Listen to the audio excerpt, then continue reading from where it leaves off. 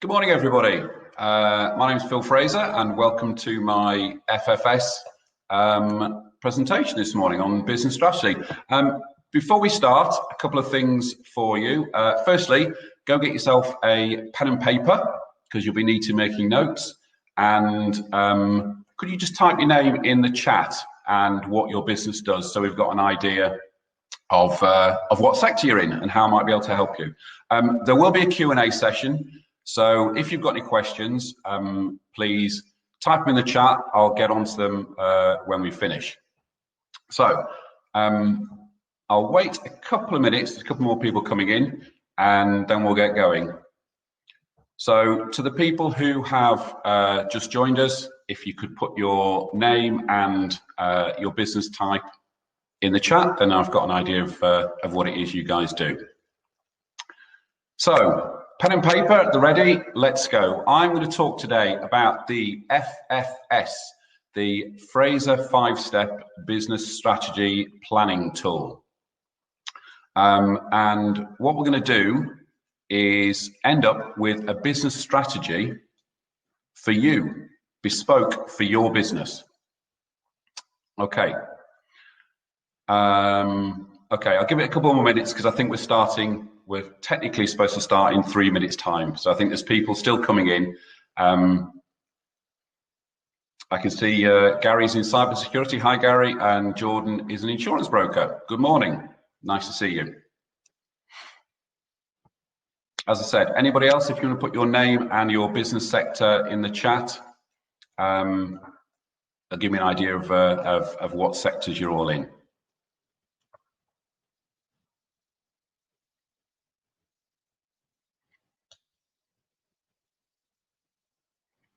Morning, Sophie. Sophie's in Business Solutions. Jesper, morning, in advertising. Nice to see you. Welcome, Chris. Welcome, Marshall. I can see people joining the room. John is a business broker. Good morning, John. Morning, Phil. Phil's in private banking. Nice to see you, Phil. A couple more people entering the room. Good morning, Graham. Nice to see you. Anybody else who wants to pop their name and their business type in the chat? It'd be great to see who we've got in the audience here and what you're doing.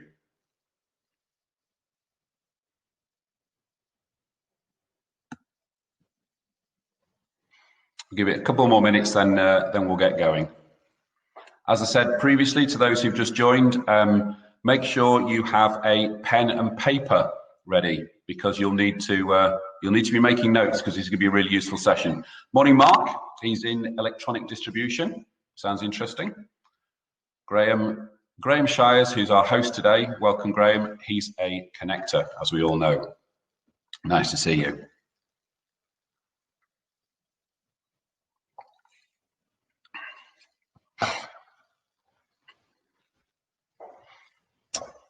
Morning, Sarah Flynn. She's Director of KF Properties, Property Investment Business. Welcome. Nice to see you, Sarah. Good morning, Jonathan. Nice to see you.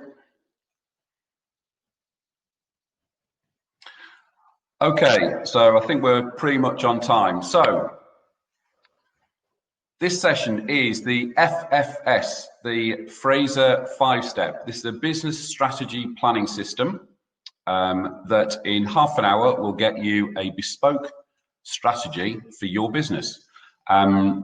Before we start, my name is Phil Fraser, hence the F in Fraser 5-Step. I'm a business sounding board. I work as the eyes and ears for owner managers of small and medium-sized businesses, anywhere between £500,000 turnover and £3 million turnover.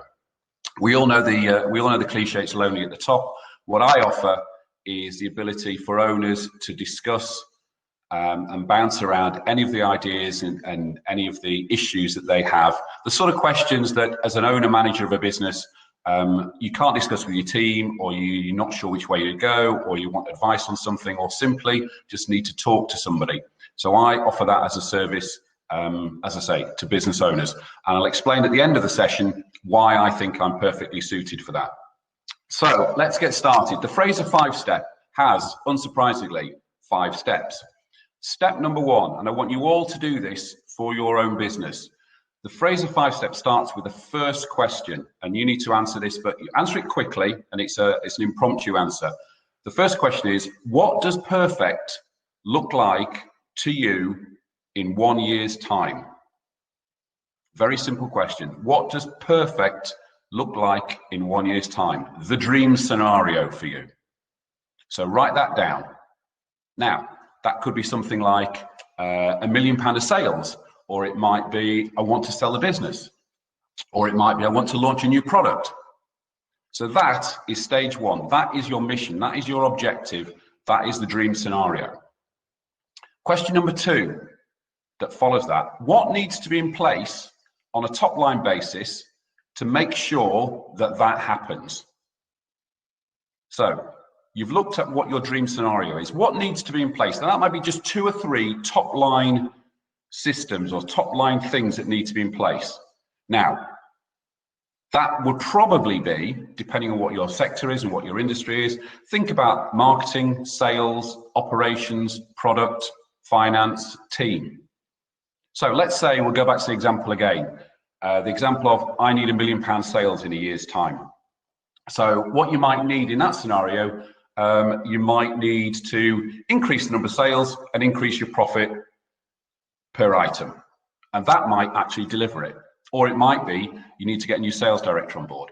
They would be, in essence, your strategy.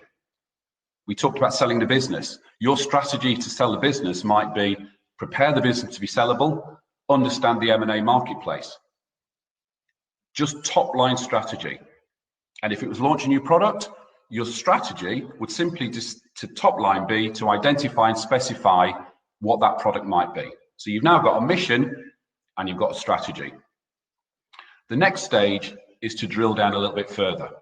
So on a general level, we've talked about fairly top line there. On a general level, what do you need to do to make that happen? What do you need to do to make that strategy happen? So go back to our example of £1 million of sales. You've said, we need to increase sales volume, we need to increase profit per sale. Now, once you drill down a bit, that might be recruit a new manager or a new sales director, or change the pricing structure. It might be research the competition. How much do they charge? So what we're doing is we're drilling down. These are now your tactics. You know, again, go to the scenario of selling the business. You might need to review all your contracts. You might need to review your internal reporting systems. You might need to speak to a sales broker. That's step 3 in your plan. So we've got a mission, we've got an ideal scenario, we've got a strategy, which is top line, and then we've got tactics. What we then do with the tactics is we drill right down into specific actions. And this is where you're going to create a list of actual things that might be done. So each of those different strategies that created a series of tactics then create a series of actions. So it's like a pyramid like that. So you're creating a list of things to do. So let's take again, we'll take our £1 million sales target. We've decided we're going to increase one of the strategies is increasing sales volume. And within that, one of the tactics is recruiting a sales manager or sales director. So what needs to take place to recruit a sales director? So you're going to need to spec out the roles and responsibilities. You're going to need to write an ad. You're going to need to contact .com to put it online. You might need to contact a recruitment consultant. You might need to contact the Yorkshire Post. People still advertise in Yorkshire Post. So you're creating a very, very long list of tactics at this point. Now, I've gone quite quickly through those first 4 stages, and I'm sure you're all scribbling viciously down all the things you need to do. So let's just go backwards and we'll review where we're at. We started with what does perfect look like in 12 months' time? That is your mission. We've then said our strategy is top line, the main aspects of what we need to put in place to deliver that objective and that mission. Those 2 or 3, or maybe 4 or 5 top line strategy points we then drill down into the tactics that will deliver that strategy. So we're getting wider and wider. And then from each of those tactics, we're then subsequently creating a list of actions. So at each level is drilling down further and further and further. So each strategy might deliver 4 or 5 tactics. Each 4 or 5 tactics may themselves deliver 4 or 5 actions and tactics. And then finally, you now should have in front of you a very, very long list of tactics that are going to be done. What we need to do is get granular here. And the next thing we need to do, you need to identify exactly who is going to do each action. When are they going to do it by? If there's a budget set, what's the budget for it? If there's a target level of delivery, what that level of delivery might be. To the point where everybody knows what needs doing. Now, you might need to put that list of actions in a logical order. So obviously, one thing has to happen first before the second thing happens. Or you might need to put it in priority order. So you've now got a really, really long list of things. You can't do them all at once. You can put them in a priority order. You can put them in a logical order. And everything you've got so far is now on a big long list. And this is where the magic happens. What you now need to do is tip the whole thing upside down. So you start with your list of actions. You know who's doing it, when they're doing it by, what the KPIs are, what the budget is, what the timeline is, whatever it might be. So it's all measured. If those people do all those things, all those people make sure those actions happen, all those tactics will happen, will get done. If those tactics work, then your strategy has fallen into place. And if your strategy works, you will deliver your mission. Now, a couple of questions that I'm often asked about this. Number one, if you work backwards and actually realize you can't deliver that perfect in a year's time by doing this process, go back and start again. So if we said, for example, I want £1 million worth of sales, and actually when you've done this process and you actually realize that actually, for whatever reason, it's not workable, you can go back and say, okay, well, all right, let's be more realistic. Let's do £750,000 worth of sales. Or if you look at it and say, actually, I don't think we're going to be able to sell by the end of this year, you might make this, you might extend this and make it longer. You might make this a 2-year plan. So that's the first thing. So actually the process allows you to logically create a system that puts all of your business strategy in place and deliver it. But it also is an exercise whereby you can actually test that and actually see if it really does work and does make sense. So this can be done as a test level. It's also checks on your realism.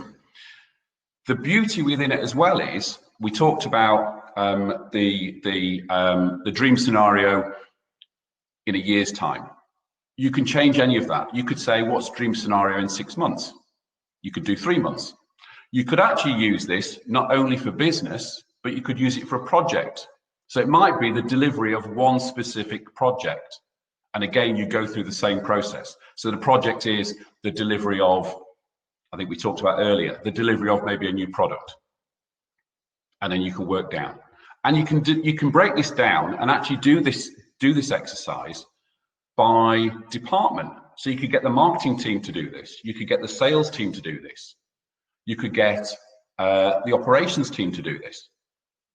You could even get HR to do it. We need to increase our staff by 20 people in a year. What needs to be put in place? And the real beauty of this is you can actually use this for a personal project as well. So for example, we all learned to do lots and lots of new skills over lockdown. So let's say, for example, you learned to cook sesame bagels and decided it was so successful that you wanted to create a business. So you go, okay, what's the steps that I need to take to actually create making bagels into a proper business rather than just doing it as a hobby on a Sunday at home? The other thing that this allows you to do is you can actually use this as a checklist to see how you're going down that line. So if you set yourself a year as a target, and 6 months down the line, let's say, for argument's sake, we're still talking about the £1 million worth of sales. Let's say thank you guys, thank you Graham and thank you Marshall. They've just sent me a note on the chat. It's just put me off.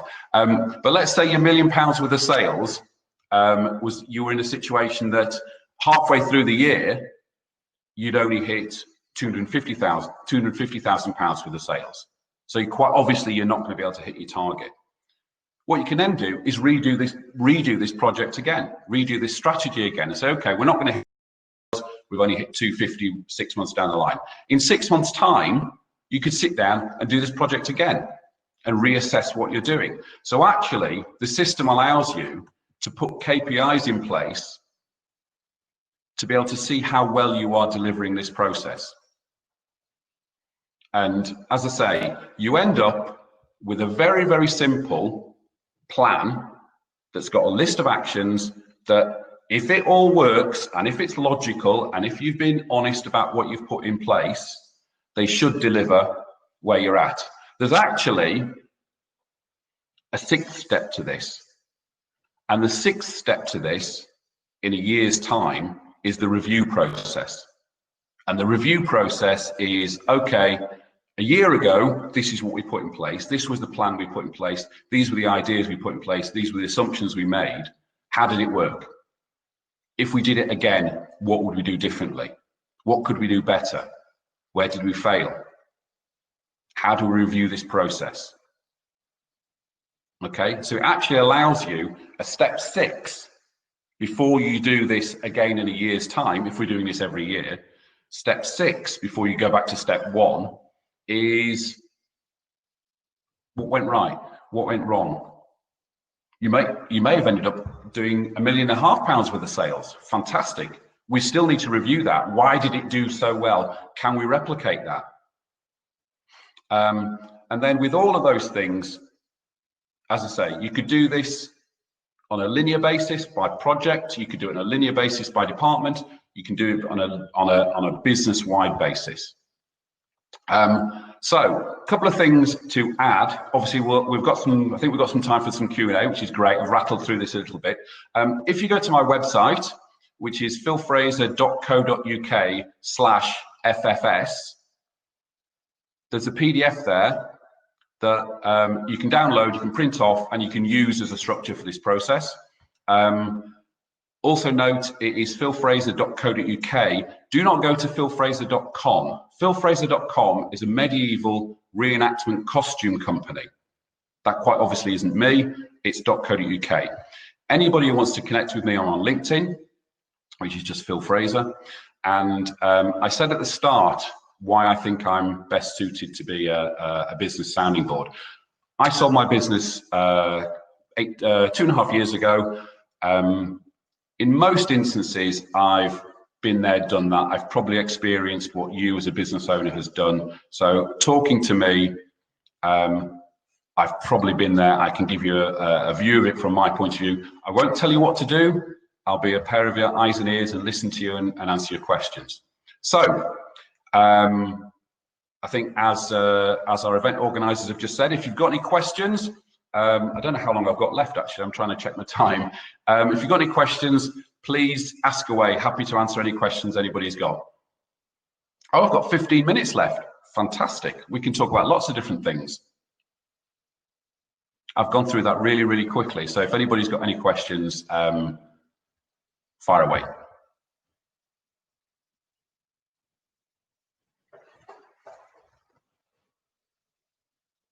Nobody's got any questions. I don't believe that. Okay, question from Gary. Oh, it's just disappeared. There you go, Gary. What is the biggest mistake most startups make? Start with a big question, Gary. Thanks for that one. I think probably I think there's a number of questions startups make. I think the first is overestimating what they can do in a short period of time and underestimating what they can do in a long period of time. I think a lot of startups think they are financially, their figures are going to be in 3 years' time, they're going to hockey stick. Every business presentation, every investment I've looked at, always hockey sticks. It doesn't happen like that. We all know that. I think realism is probably the best start place for a startup. I would probably advise most startups as well to bootstrap as long as they can. So do it on the cheap, obviously at a quality level, but do it on the cheap for as long as you can. It's very, very easy to spend lots and lots of money. What you really need to do is test what works, what doesn't work, who's our target audience, what the competition doing, and keep an eye on the figures. You know, what are our profit margins? Where are we really making money rather than being busy not making money? I think all of those are probably reasons why startups fail or struggle. Sorry, just looking at the next question. Let me see. Tracy says, hi Tracy, I'm in a transitional stage at the moment. I've just taken on a team. I now feel like a bit of a spare part. Any advice? Fantastic, Tracy, that's absolutely brilliant. One of the things you will learn as you grow your team is the fantastic ability to delegate. So actually you end up not doing stuff because they're probably, hopefully if you've recruited the right people, Tracy, they're better than you at doing that thing that you've given them to do, that you've recruited them to do. So what you now need to do is focus on where you best add value. So where, Tracy, when you're in the business, where can you add most value to your business? That's what you should be focusing on. And if you're a spare part, fantastic. Go home, take a day off, let the team do all the work. That's what they're there for. Hope that helps. Question from Marshall. Would exit be part of the internal business plan, or does that come later in play? Again, very good question. The answer obviously is it depends. If you are setting up a business to exit, so you right at the start, you're thinking, right, I'm going to build this to whatever figure it might be, whatever size it might be, and then I'm going to exit. I would say yes, build it into the plan. So one of the issues you have when you sell a business is usually things like internal systems aren't good enough, or internal reporting isn't good enough, or internal data isn't good enough. So actually, if you set up your business with all those systems in place, that anybody who's coming in to buy your business can go, right, I understand that system, I understand that, all the contracts are here, all the staff contracts are here. If you can put all of that in place, then fantastic, you're ready to go when the exit happens, because you're planning for the exit.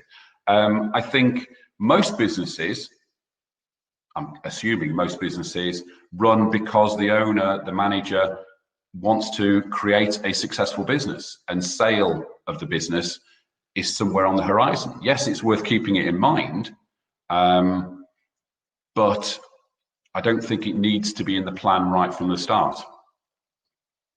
Okay, Diane says, what's your advice to scale up your business, and when do you, what's your advice to scale up your business, and what do we need to think about before we scale up? Very good question, Diane, hard to read.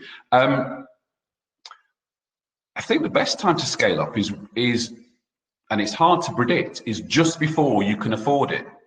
So take on that extra person of staff when you just feel, can't we do it? Can we take on that bigger project? I don't think we've got capacity. That's probably the best time to do it, because what that will do is that will encourage and motivate the company, the team, and the business to grow to actually be able to do that. The thing about scaling up is sometimes it's out of your hands. So if you're fortunate enough for a big contract to turn up, you go, shit, we haven't got enough members of staff to actually do this, we need to recruit. That's fantastic. The danger obviously is scaling up so much that your cost base has gone so high that you can't actually exist on it. But I think the idea to scale up is, yes, it's a scary thing to do, but often you actually grow into the scaling up you've done just by the inevitable nature of it. So if you take an extra member of staff on, you're probably more motivated to do more new business development because you've got to feed that mouth. So actually scale up probably just before you think you need it. Probably after you need it, you're chasing your tail and you're being reactive rather than proactive. Similar question actually from Lucy. How do you know when it's time to start bootstrapping and start investing to get the experts to help you out? Probably the same answer, Lucy. I would suggest, I mean, for my business, we started at home, just myself and my wife, zero cost base. We then took on a freelancer, and then when the freelancer came back to us and said, I'm getting a full-time job, we took the very, very scary big step, the grown-up step of taking on staff and an office. That took us 5 years to do that. Probably a bit late, but probably we did it probably too conservatively and too safely. So I think you stop bootstrapping, in that same answer to Diane, really, just before you think you can't, just before you think you can afford it. So you're actually growing into your expansion. And I think often the step from bootstrap to proper grown-up business is a natural one that usually the market will drive for you and force your hand. But I don't think there's anything wrong with bootstrapping as long as it's not negatively affecting the business. So actually you haven't got that investment in place, you haven't got that cash in place, you haven't got that cash reserve in place to actually deliver the service. But yeah, you know, there are two ways to increase profitability in a business. One of them is to increase your sales, one of them is to reduce your costs. And the easiest one is to keep your costs down rather than increasing sales. Graham's just joined me in the room. Graham, hi. Hi. I just wanted to say thank you. We've had 4 fantastic speakers today. I, along with a lot of other people, didn't know what to expect today, but it's been so far so good, fantastic. I found yours really interesting because it's great to hear from somebody who's been there and got the t-shirt and is giving advice rather than someone who's been on a course. There were some fantastic experienced business people out there. You've done the whole journey, so the advice you're giving is sound. And the thing I would add to that is, excuse me, as you probably tell, I'm full of cold at the moment. If you can surround yourself with clever people and let them do what they're good at, don't micromanage so much. That is a massive, massive boost to any business. Once this session's over, the event hasn't finished, boys and girls. There's plenty of networking to get on with. If you want to invite somebody, you just click on them, or you can take potluck and play networking roulette, which is very interesting. And we've got some great companies exhibiting in the exhibition hall. So I just wanted to say thank you to everybody. Thank you to you, Phil, for a brilliant session. Thanks to Nigel, to Ryan, and to Rahan. And thank you to everybody else that's on here, because without you, it'd be pretty lonely. I can't wait. I mean, your first question today, where do you want to be in 12 months' time? Well, I'd like to be stood in front of you all with a microphone, watching you all eat a real meal and back to normal. That's where I'd like to be. And he said, how am I going to do that? Well, the thing I wrote down was, well, COVID ends. But that's just a wish list and it's being flippant. But really, we do all want to get back to normal. And I'd love to see you all in person as soon as possible. It's going to be the new year. If we can't get back to normal by February, even with limited numbers in events, we're going to do another online event in the new year, and we'll see you all again. But in the meantime, do stay on. We don't finish till 1 o'clock, and I'll love to hear from all of you, or anybody who's interested in me. There are far more interesting people out there today, though. Thank you. Graham, I think I speak on behalf of everybody as a huge thank you for putting this on. It has been really fantastic, and actually, I don't know about anybody else, but it'd be great if we could carry on much, much longer. I think what is it, 3 hours we've had has gone really, really quickly and could be even longer. So well done for putting it on. Please do it again. And yeah, we could all send you videos of us eating if that makes you feel better. Well, we'll have to have a chat with you about where to take it next. Absolutely. All right. Thanks very much indeed. Deathly silence. I'm going to leave now because I'm going to go and chat to somebody who wants to. Somebody's asked me for a chat. So I will speak to you all later. Thanks. Thanks for that, Graham. And as I said, if anybody wants to connect with me, I'm on LinkedIn. Just search me under Phil Fraser or go to philfraser.co.uk. Not .com. That's a medieval reenactment clothing company. Catch you all later. Cheers.